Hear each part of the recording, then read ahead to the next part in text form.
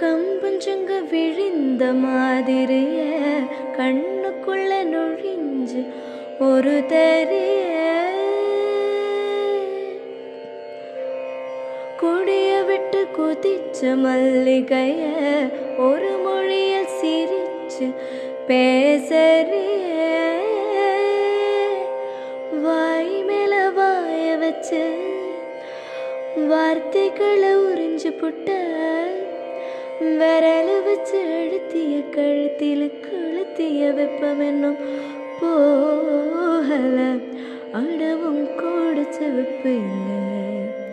கணுக்கால் கூட கருப்பு இல்லை நீ தீண்டும் இடம்